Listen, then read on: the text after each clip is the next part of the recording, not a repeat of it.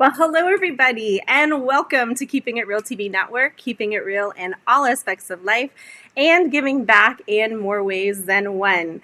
Tonight is Keeping It Real TV Network Youth Edition entitled Elevate, and I am your host, First Lady J. So excited to have you guys here with us this evening. As you come in, wave to us, say hello, let us know where you are watching from. We know we have people from all over, different states, different countries, so let us know where you're watching from. And like, comment, and share, and smash that heart button. Let us know that you are loving what's going on this evening. Tonight, we're not going to keep you long, but listen, I'm so excited. We have Nicole over here, and we've got Luke with us this evening. Say hello to them. And I'm so excited. I'm so thrilled. So thank you guys for being here. I'm going to go ahead and let you guys introduce yourselves. So ladies first, Nicole. I'm Nicole Dorsey. I'm a writer and director, originally from Toronto, and I now live in LA. And I'm also a cousin of you. Very, very, very true. Thank you, Nicole. And Luke. Hello, guys. My name is Luke Bilyk. I'm an actor. So I'm Degrassi, some other Canadian projects. I'm born and raised in Toronto, trying to get back out to Nicole out there in LA. And I love the fact that you both are Canadian. So, for Canadians, yay! I'm excited. So we have a couple of questions later on as we go throughout from viewers from our Keeping It Real TV Network squad. They have some questions they have emailed in, but we're just going to start off with like I said, tonight is for the youth. They've been through so much this year, and we just want to help them elevate, help them to succeed in going forward with school years and what's to come for the ending of this year and going into next year. But in regards to films and movies and acting and that type of stuff, how long is the process to film from beginning to the end? How does that work? Yeah, well, I mean, it really varies. There's never one answer because it depends on the scope of the project, how big the story is, how simple the story is, where it takes place, also budget, the amount of money you have definitely comes into play. So, when it comes to a feature film, if you're talking about that, some features can be shot in 4 days. If, say it's two people in a room, or a house, you can shoot it that quickly.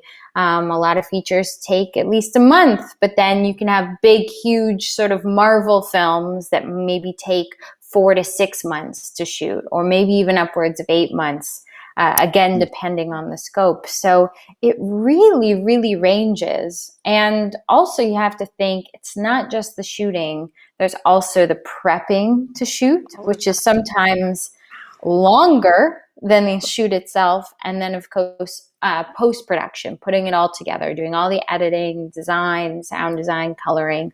And that usually also takes double the amount of length, if not triple or more, that it took to shoot it. So films can take a really long time to put together. Yeah, in the process of that, it's like what you just said, it's like mind-blowing. And then it brings it down into like an hour and a half. It's crazy. It's wow, but that's awesome. So who was your one inspiration in becoming an actor, Luke? I think definitely growing up, seeing all the '90s stars. I think someone like Leonardo DiCaprio.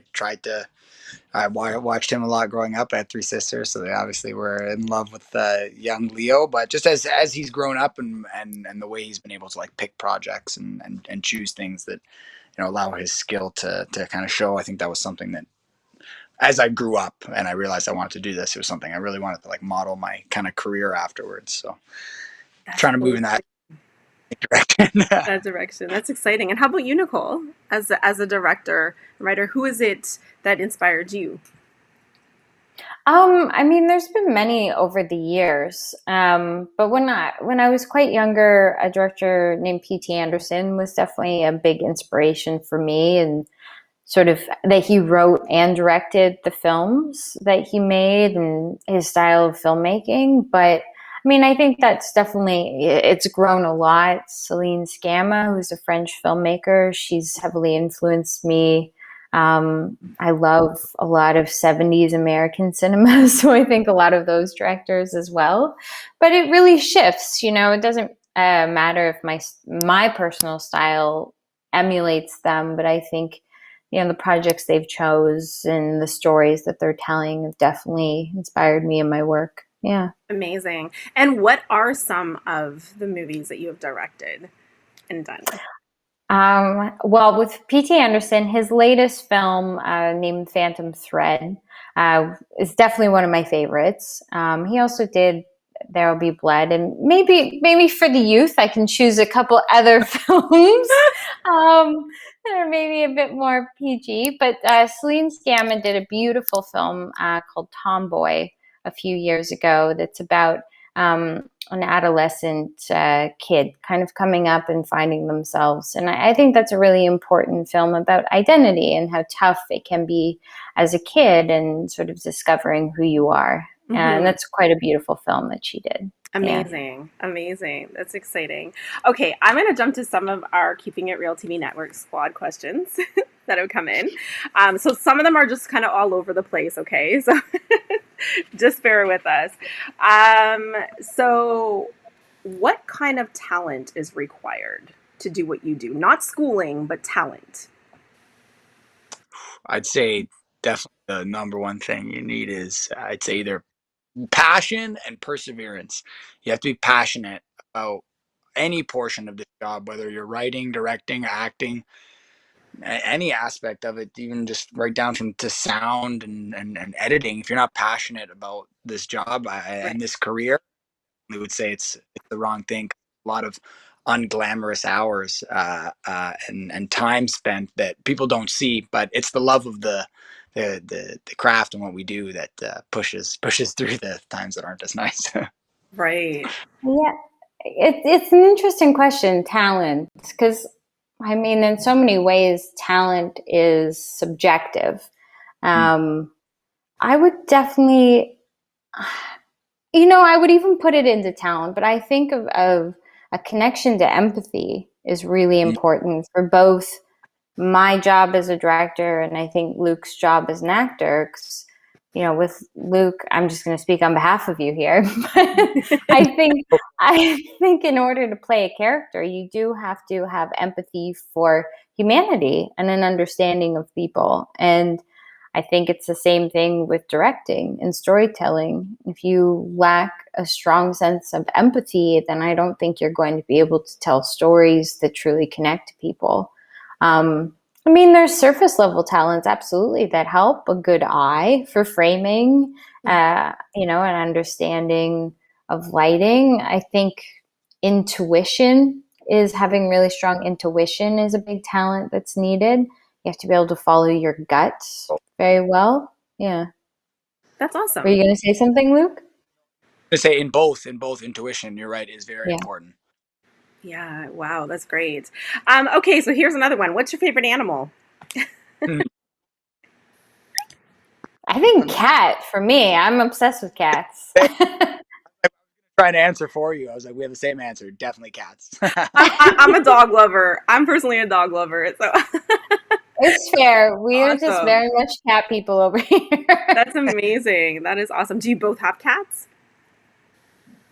No, we really. Yeah, I've had cats my whole sort of life, but now because I travel so much, I foster usually. Okay, that's awesome. Yeah, that's really good. That is amazing. Okay, I'm gonna ask a few more questions. So, one viewer said, "I am very shy. How do you get over the fear of performing in front of people / public speaking?" It's, I don't know. I've done my fair share of public speaking, even like doing events, and sometimes it's different than going in front of a camera. I don't know. I say it's the more you think about how scary something is, that was like the biggest thing. Just don't think about how scary the thing that you're going to be doing have to be public speaking. Think about it as something other than actually what you're doing. It helps reframe your mind. But other than that, I don't know. I'm like trying to think exactly what you do when you're nervous. I actually know what I do is I find something that makes me very comfortable and makes me very happy, like a song. Anytime I was going to go on stage or perform or do anything like that, I repeat the thing that makes me happy in my mind or the song, and I repeat it and sing it, and that kind of snaps me out of my nerves and then back to something that's more pleasant and less terrifying. It grounds you. I Yeah. think for me, I like convert the nerves into like an excited energy. So if like my stomach is sort of has butterflies and I feel that kind of, those tingly nervous sensations, I just think of them as excitement and try and use that energy in more of a productive way to what I'm doing. Because I think it's very difficult to hide your nerves when you have them. And a lot of the time when you do, they come out as weird tics or strange sort of things happen to your body, versus sort of embracing them and trying to use them to your own benefit. That's awesome. That's awesome. We have a viewer on right now. Her name is Rebecca, and she says, I am a serious Degrassi fan. Fan of your work. Hi, Rebecca. Thank you for joining. Um, that's awesome. That is really, really good. I like the fact that you take the butterflies and stuff and say like, oh, it's excitement, because I really do believe that what you do say to yourself, like your mind really has it's like strong. Like what you think, like if you say long enough, you've got a headache, you'll end up having a headache, you know? So I like that how, you just reverse what it is and say it, think it. I love that. I really, really love that. Okay, so when you were in school, what was the hardest paper that you wrote and what was the subject? That might be a hard Nicole? one. Trying to go back many years in time. Ooh. Or maybe what was your favorite subject and what one did you not like? What was the least favorite? Hmm. Do you have one, Luke? Yeah, I was always a big history fan. That's Um, awesome. yeah, like I remember studying World War II, 10th grade, and just really never wanting to miss. I left high school to film Degrassi, and I remember even though I wasn't technically supposed to be in school, I was still going just to the history classes because actually the only classes I would actually just go to school, just go to history and woodshop, and then I would leave. And then they were like, "Wait a minute, Luke, you're not on the attendance." And I'm like, "Okay, but can I just stay just for this one class?" I love it. Do they even have wood shop anymore in school? I know they did when I went to school. Like my mom still has this little like glass thing that you put your glasses Ah, on it that I carved out. I don't know if everybody did that for their parents or not, but she can put her glasses like on it. It's like I think so. ancient, but I don't know if they still have woodshop classes. But In my generation, at least 3 people got hurt and sent to the hospital. oh So no, Yeah, maybe maybe they've not anymore. discontinued. They might have yeah, discontinued that. Yeah, exactly. So, okay, so I'm gonna just kind of like go more into like the mental health side of things, just to help the youth out. So, what is it that you do to declutter your mind? If you're feeling overwhelmed or anything, what do you do to just declutter? Yeah, I think for me, physical exercise is extremely important because just connects you back to your body, which I think is very grounding and allows, well, I mean, physiologically, there's a lot that happens when you exercise. The endorphins are released. I think there's a lot of chemicals within your body and brain that are released that is very helpful. So I like to mix it up. I play tennis a couple times a week, and that's great because it's social as well. So there's that element. I hike a lot and then do some exercise classes. So for me, that's vital and my job for the most part is when I'm not shooting, I'm at home in front of my computer most of the day. So it gets me up and out of the house as well, which is very important. Yeah. That's awesome. yeah, I'd say definitely exercise is key to a good mental health. It helps. I think just getting off your couch sometimes is number one, sometimes the hardest Mm-hmm. thing to do. But I don't know, reframing, I found that when we have a lot of downtime in between things, then thing to keep my mind very straight and on the right path so it doesn't kind of wander around and do all these crazy things. I love playing the guitar, any type of instrument.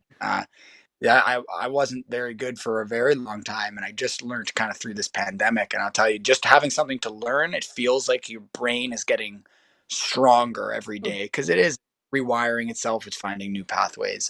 But yeah, that's for me the most beautiful one. That one, and then yeah, exercising as well, 100%. Yeah. I know with Yeah. everything shut down and stuff like that, I know like there was a couple of things I was trying to do on YouTube in the morning before because I work from home. And so I know I was trying to get on YouTube and try to do some things there. And, you just start off with the low impact and like work your way up. And, just as long as you're doing something, right? Just moving and what have you. So, yeah, that's great. So, how important is it to you to simply be happy? Do you wake up in the morning and do you have like declarations that you like speak in the morning? How like because happiness is a choice, right? So how important is that to you? My, Oh, go ahead. oh no, go ahead, babe. Oh, well, I think for me, I try not to make happiness the goal because I think I feel maybe a level of stress of constantly judging my emotions and day to day and what I'm achieving and is that going to lead to happiness. I think what I try to do is think about what feels good for me Hmm. and whether that's taking a break because sometimes I tend to overwork a little bit. So taking an evening off and having dinner with a friend and engaging with people and in catching up on the phone with those who I love, who I haven't talked to in a long time. I think I try to keep it to actions. Yeah, for myself. Yeah. What about you, Luke? Well, there's like an interesting quote. Obviously, I've told this to you 1,000 times, Nicole, but it's something that I just myself a lot is just that we live 100% of our lives in our own mind. Make it a nice place to be, and I Right. think that a lot of us are harder on ourselves than any people ever will be, and it's happiness is a mind state. So even when things are going really, really good, I can say even in my own personal life when things are going like I don't have anything to complain about. You can always find something to complain about. So I say to myself, don't, why are you complaining now? Everything's good. Just be happy. So make your mindset change from, like you're saying, a negative mindset to a more positive mindset and then turns to try and be here, which is, yeah, which is like, it's something that, you have to repeat to yourself on a daily basis if you have those thoughts. Hmm. And then in those days where you're not having those thoughts, you start to think, why am I not having these thoughts? So it's a very powerful machine that we are just on a daily basis, just trying to kind of figure our way through. Yeah, yeah, no, absolutely. I totally agree. Totally agree. Those are good points. I really like that. Um, so in regards to, here's another Keeping It Real TV Network Squad question. Were you ever bullied in school? And how did you deal with that? Like, what did you do? How did you handle that? I think we both were. I was not the most popular kid through school, my younger years, and I think I was definitely more introverted and maybe a bit of a daydreamer. And I hit puberty early, so I had a little awkward phase before everyone else did, and it was difficult. It felt lonely, and at that time I'm so thankful that schools now speak a lot about bullying and anti-bullying and cyberbullying and all these different things. Mm-hmm. Because when I was in sort of elementary school and middle school, that wasn't really talked about very much. So, yeah, it was pretty lonely. But I think what I did to deal with it is I wrote stories. I think it made me dive to do the things I loved to do, and those gave me fulfillment. And I think mom always said that life was periods of time, and that this was the now, but it wouldn't always be the now. And as I moved through high school and especially into college, I realized that my sort of tribe was out there. My people were out there who I connected to, and I just hadn't found them yet. And I think that was the key: is there are like-minded people. You do have your group somewhere, and it might not be right now, unfortunately, but find the things that you love in your life and dive into them. Because honestly, I really think it made me a more creative, imaginative person that I am today. Yeah. I like that. That's amazing. And how about you, Luke?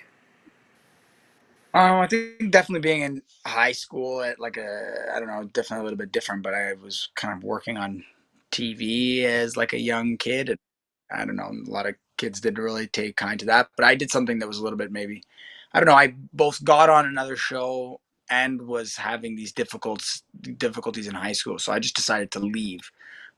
Looking back on it, maybe, I don't know, who knows, maybe or not, it wasn't the best thing, but it's actually funny that, Nicole said something is that in leaving, I ended up having time and so much, effort to put towards people that were very like-minded, and ended up creating friends that I would surpass any of the people that I ever met in high school.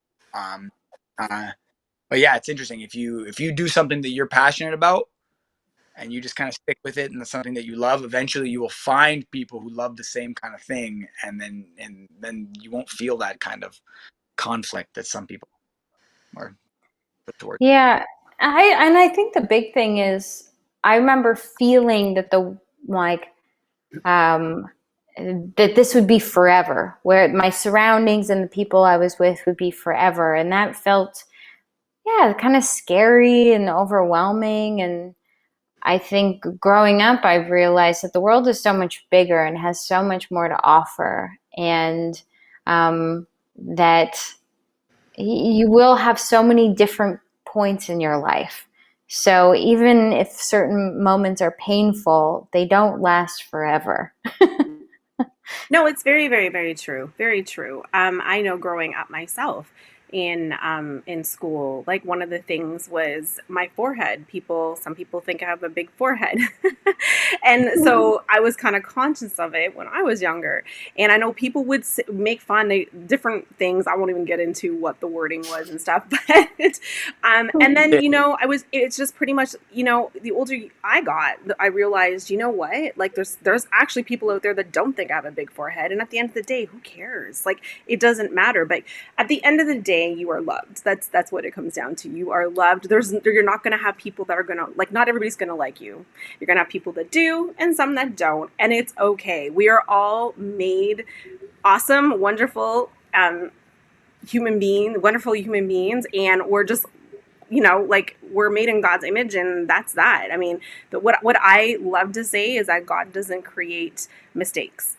He doesn't. And so we are all amazing human beings in our own way, and there's only one of us, the whole entire world, that will ever exist, and that's pretty amazing on its own. So yeah, that's what I find kind of pretty amazing. So, but nothing ever. You're right on that. I think that too, empathy becomes a part of it as well for me, in realizing that, when I was being bullied, that it really had nothing to do with me. No. It had to do with where that person was at in their own life, and True. that they felt, generally speaking, they felt small, or needed to build themselves up and hadn't done the work on themselves because they're a kid. That realizing that, and I don't know what their home life is like. I don't know what their growing up is like and what's going on in their minds. So I think there comes a point where you realize it really has nothing to do with you. Yeah. It has to do with them and wherever they're at with their own mental.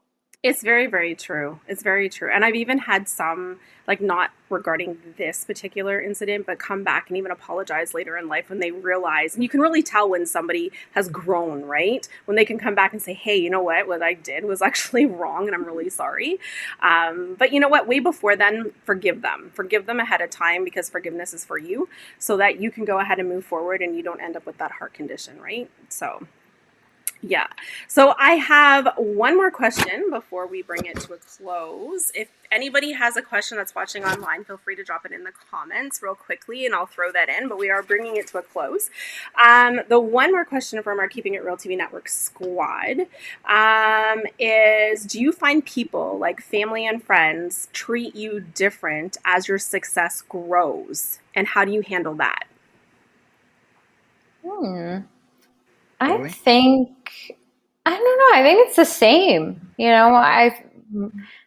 My family has always been really supportive of everything, and I feel so blessed in that. With everything, I think from day one when I started trying to be a filmmaker to today, where I've had some success with it, I just feel like they're proud of me and support me and are excited for me. And yeah, I think maybe it would feel a little odd if it changed with my success growing. But no, I'm very lucky to have a very loving family. Yeah. That's awesome. And Luke? Yeah, no, it's funny. I'm like trying to think of like what your dad would be like, trying to like get some stuff out of you, Nicole. I want an iPod. Uh, no, very much the same as Nicole. I was like, I feel very extremely blessed that both my parents and my siblings have understood the job I do and been supportive from like a really young age. No, no, my sister has one thing this year. I have to buy her, but telling me that since I was 5 years old. So it's blackmail, but it's very long ingrained into me, so it's fine. Yeah. Well, I think if any, on sort of the friends side, I think because I'm maybe a slightly more introverted person, the friends that I keep are close and tight knit and have always just loved and cared for me. And, there might be one or two more acquaintances that want to be more in touch with you. And, want to always pick your brain for ideas or how you can help them. And, yeah, I think you just be a little bit careful with people's intentions. But I do also love mentoring. And when when I see something in someone and I want to help them out, I definitely, jump in when I can to mentor. I love that. I love it so, so much. I love it. I'm just looking in the comment section here. It doesn't look like there's any questions at the moment. So we are going to go ahead and close this off. So I literally just wanted to thank you, Nicole, and thank you, Luke, for being here with us this evening. I wish you guys all of the best in your future projects and what you're working on now. I'm excited for you guys. And to all of our viewers, thank you so much for jumping on this evening to be a part of this awesome and special night. Everybody in the comments is saying thank you for coming on. So enjoy your evening, everybody. And until next time, hold your head high, shoulders back, go get what's yours. The sky is not your limit. Take care. We'll see you next time. Bye-bye.